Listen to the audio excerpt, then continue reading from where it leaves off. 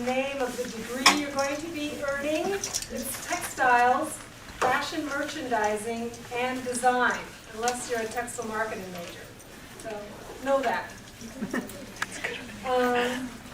Let's see, the 2 credit students, I will need to see you before spring break with your progress to date. It's coming right up now, so make an appointment with me. Today we have with us Richard Malkowski, who is a longtime friend of the TMD department. Before he was teaching here for us on a part-time basis, he was at Cranston Printworks, which is one of the oldest printworks in the country. And he was director of research and development there, and also technical director at the Webster plant, which is in Massachusetts. And since retiring from Cranston Printworks, he has been teaching for us. He teaches the TMD 113 class, Color Science, as of last fall. He taught 303, textile science class, while Dr. Bide was on sabbatical. And he's also taught TMD 403, which is the textile performance class. So he's really very well versed in textiles and the printing of textiles especially, which is why we're really pleased to have him here today to talk about textile printing with an emphasis on what's going to happen with the digital technology. And Dr. Hannell is going to pipe in at the end with her experiences on our new digital printer. Thank you. So I'll use the microphone a little bit, but then I'd like to walk around the room and talk and show some fabric samples. The title is Textile Printing Art and Science. I have to qualify that statement right off the bat. You'll see a little bit of science, but I'm going to be primarily talking about technology. Okay? You guys that have taken 113 with me, we stress the difference between science and technology. So there is some background science, but a lot of stuff I'll talk about is technology.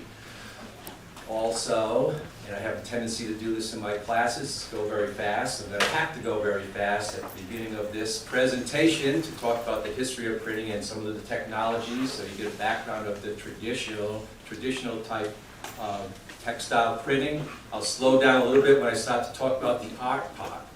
Okay, so let's start with the history of printing. Textile printing is an ancient art, and printed fabrics have been found in the pyramids of Egypt. The Chinese had the knowledge to put design on fabric dating back at least 2,000 years, probably longer. Textile printing practice in South America when the Spanish arrived in 1531.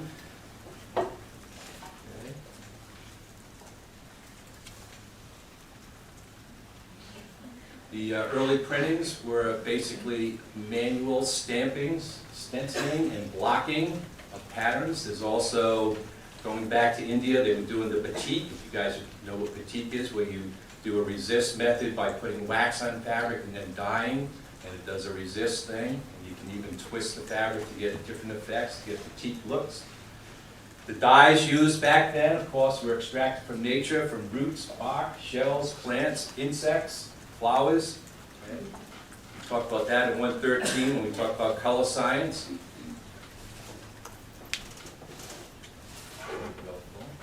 The first textile printing company in record was Richmond on the Thames in 1690. That's in England.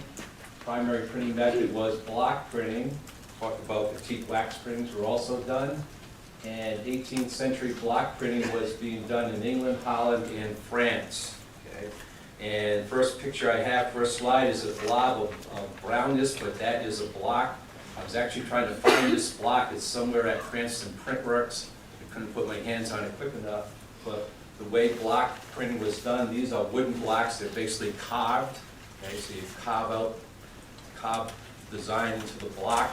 You take the block and you dip it into a reservoir of color. There's most of those natural colors that I talked about. And you take that block and you stamp it down onto the fabric. Okay. This particular design is 5 pieces, 4 corners in the center. And if you look at the blocks, I'll try to bring one in so you can, someone can show it here later on. But they do have pins that set up. There are pins in each of the blocks that set up how the blocking can be fit together. Okay, but that's how it was done. Very slow, just dip it, lock it, keep moving along until you get carpal tunnel in your hands and then you have to give up for a couple of days. But it was a very manual type of printing. A lot of blocking was done. Until 1783, when Thomas Bell, a Scotchman, developed an automatic continuous printing process using engraved copper rollers. Okay? This was automatic, this was continuous. Okay? These are heavy copper rollers, so it's a machinery. Had to take a machinist to run the machine. And this was a standard for textile printing for about 180 years, believe it or not. Up until about 1990, Cranston had a roller printing machine where I worked until 1995. Okay. There was, you guys should know this, from either 303 or 113, that with synthetic dye manufacturing came about 1856, Perkin. With automated weaving that came about in the 1800s. Textile printing could be produced at high volumes and at a very low price. So basically, this is the Industrial Revolution. This is my most fun. This is the most fun I'm going to have today in this class, is showing this picture of a roller print machine taken in the 1960s at Cranston Printworks Company. A couple of us in this room had stood next to roller printing machines and watched them run. They can run up to 150 yards a minute. They're very heavy machines, very heavy copper rollers, chromium coated to the surface. Okay? And when you stand next to one of these machines, and it was the standard of printing for 180 years, the room would shake, everything would move around. The guy would be fiddling with all kinds of contraptions on the machine. Okay. Let me just show you quickly.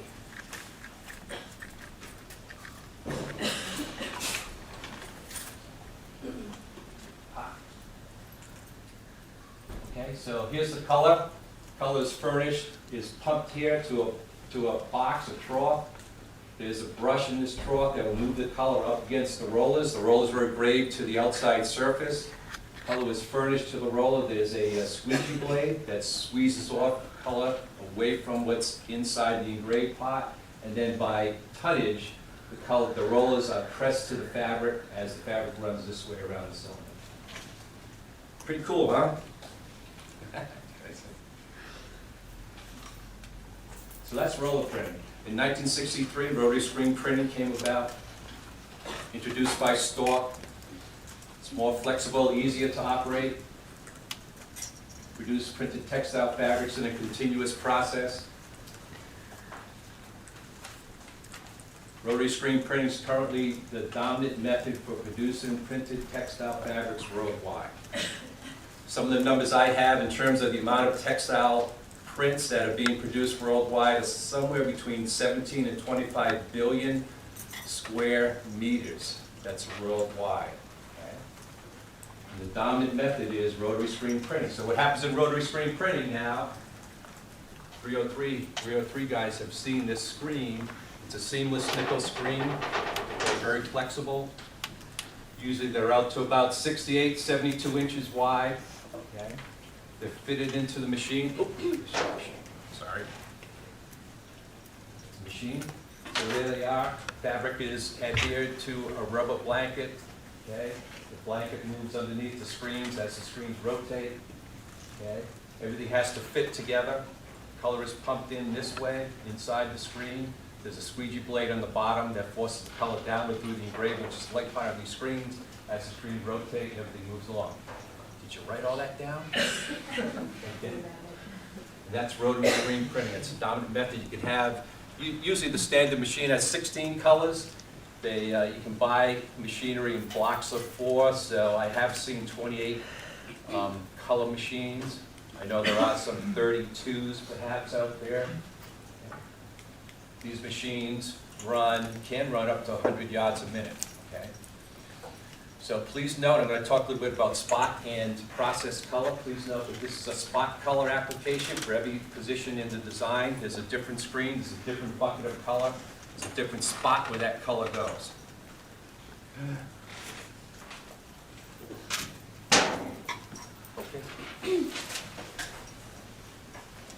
You have different, I'm gonna talk about repeats also when I talk about art. Okay, this is a different size screen. The first slide was 25 1/4 inches circumference screens. These are 36 inches circumference screens. That means the repeat of the pattern goes by the circumference of the screen. 36, 25, 27. I think you can get some 32-inch screens still. Okay. Rotary screen printing, again.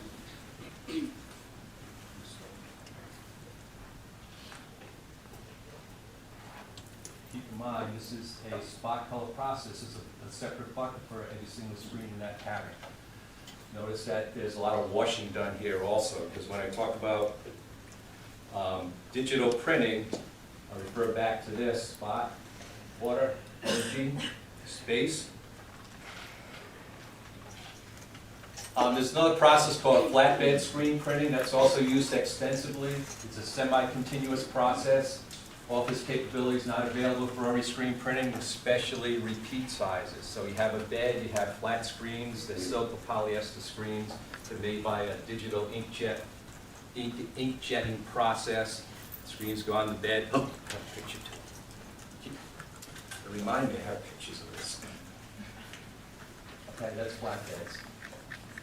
Flat screens are here, they're on this bed. Okay. Depending on the length of the bed, that's the number of screens you can put down at any repeat size. I've seen flatbed screen prints at 106 inches for big bed sheets. Okay. Okay. So if you have 106, you only put down maybe 5. If you have 24 inches, you can put down maybe 20. Okay.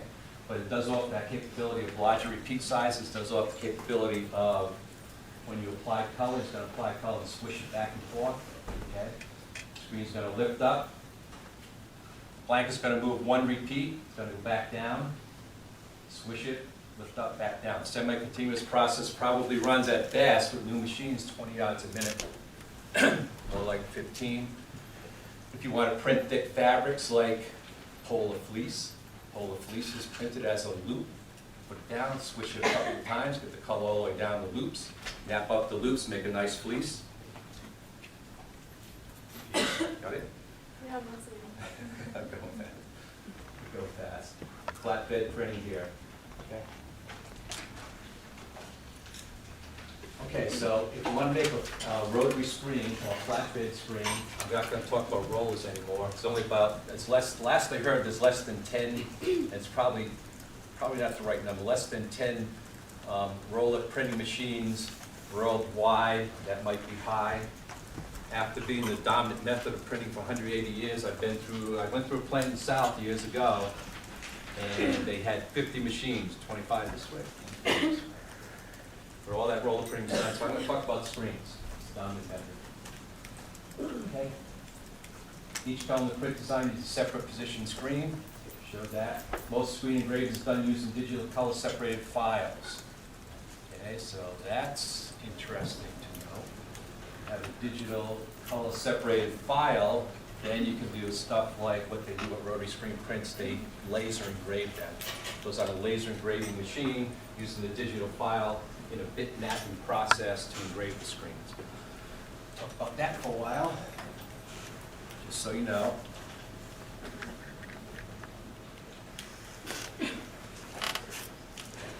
Okay, so these are the screens. I already showed you a screen.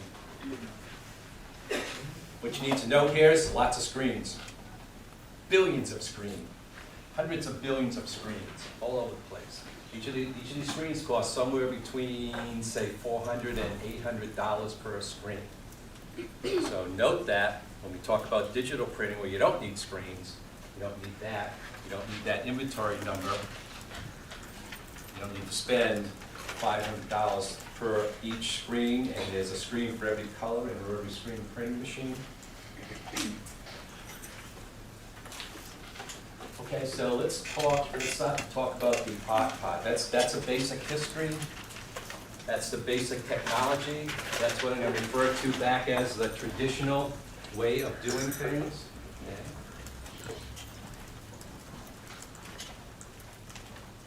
Okay. Textile printing is referred to as art by the art. Cool. From a commercial point of view, we know, if you take a 113, we know that colors sell. We know that color synergy and color blending in a design sells. You got like 17 billion yards selling. Okay. And the merchants consider that the best designs are those that sell the best. So that's a commercial viewpoint. Bottom line really is that good art, good print design development are very important. Okay? So you guys have taken 303. You know that there's a demand pull, that the textile industry is a demand pull system.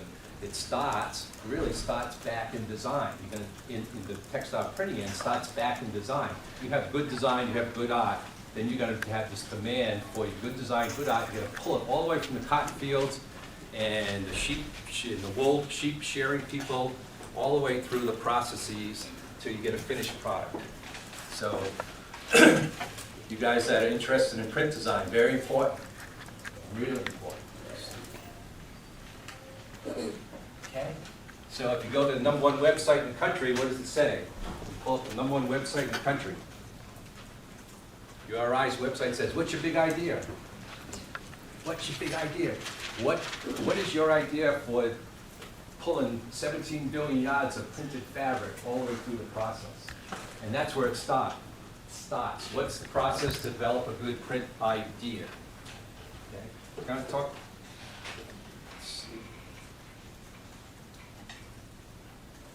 Okay, we can talk about this one first. There's a traditional process.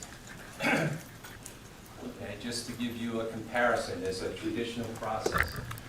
And this goes back a little bit. The studio paints up the design on paper. The paint colors are then separated because each, in a spot color process, each color design has its own position. You have to do a separation. You have to apply some engineering. I'll talk to you about what that engineering is. Repeats, steps, fitting of the patterns, the width of the pattern to the width of the fabric. Then you have to engrave screens. Cost you know, $500–700 to engrave a screen. Then the sample is produced. The studio gets the small sample back, strike off, makes approvals and makes changes. Okay? And then the sample of the print strike off run,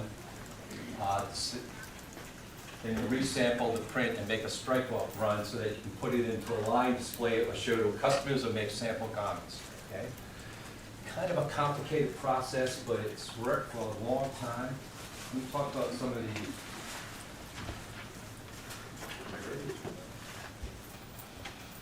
Not ready to talk about. Ready to talk about a little more about art. Okay? So when you have a big idea, when you have the next big idea, when you guys go on spring break and sit on the beach and have a big idea about textile printing, let me show you what big ideas are. There's different ways that you can develop print design and different directions of print design development.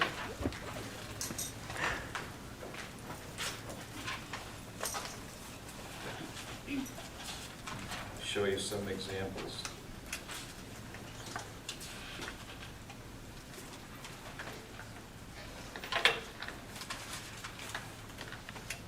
And these examples, you know, there are thousands and thousands of print designs. These examples were I just pulled out of my stash. I mean, you can do, you can follow current trends. Some of the current trends may be for skins. Every now and then skins pop up, it's a big deal. Some of the trends could be roses. And a rose by any other name would smell sweet. Who said that? Shakespeare, come on, Romeo and Juliet. I just bought this rose pattern because Cranston Printworks had about 50 different rose designs. So even though the roses were a trend, you can have various color roses, you can have different backgrounds, you can have different sizes, different tossing of the roses, small, large. You can have other motifs up against the background of the rose. There were at least 50 designs. So a rose is not a rose is not a rose. A rose is a lot of things when you really think about it and really get creative about a basic element. Okay?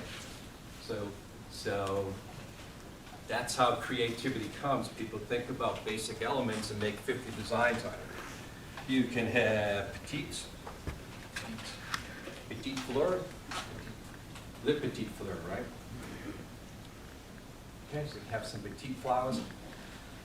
You could be also another category in design and textiles to be a trend setter, okay? Build the product, a lot harder to do because you're building the product from up here. You have to get it displayed somehow. Usually it means a garment, usually means off on the runway, part of a collection. You can do that, that happens a lot. You can redevelop things, okay? So there was a big redevelopment in color a couple of years back, retro colors, went back to the 60s and redeveloped colorings. All kinds of color combinations and things you can do. Patriotic stuff is always good. This particular pattern was the largest selling pattern at Cranston Print Works back in the 1990s. So what's so good about it? What's so good about the American flag? I see that every single day. The way this pattern was developed, and this is the creativity part that you really have to think about if you're going to be a great print designer. The creativity part is that the pattern is tossed and developed so that it's a running flag. And being a running red, white, and blue flag motif pattern, it's used for a lot of different things. Not only apparel, I've seen country western guys love to, country western guys wear a shirt of this thing. Used in home dec for curtains, sheets, pillowcases, things of that sort. Used to display in the home, what do they call the things that go across the cables? Runners and things like that. That pattern is used for a number of things. It's actually taken in, children's clothes, whatever, hats, ties, all those type of accessories. So when you think about a pattern, you think about, if you want to be, actually, if you want to be commercialized with your pattern, kind of think about how it fits. If you want to make the Mona Lisa, that's another story. You make one. If you want to go commercial, you make 17 billion of these things. There are other trends, dots and stripes. You can always go basic dots and stripes. I had some dots and stripes. You can take design that's popular in other areas. Like these guys. Not a bad idea.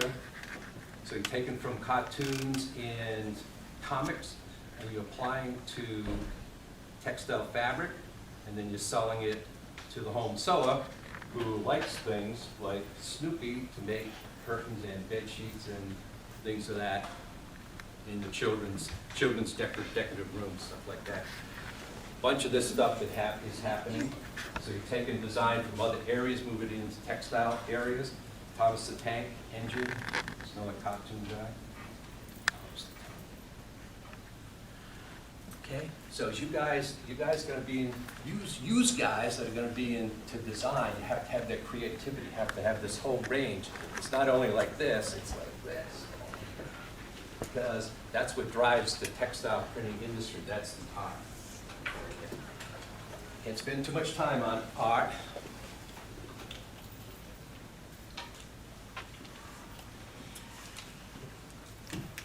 But think about the concept. Okay. So we talked about the traditional way to develop a print design. Went through all that stuff. So there has to be a better way, and there really is a better way, because we have computers, we have digital design, okay? We have CAD, and we have Photoshop. Photoshop's pretty good and cheap. And we have different kinds of printers, okay? So that you don't have to sit there. And by the way,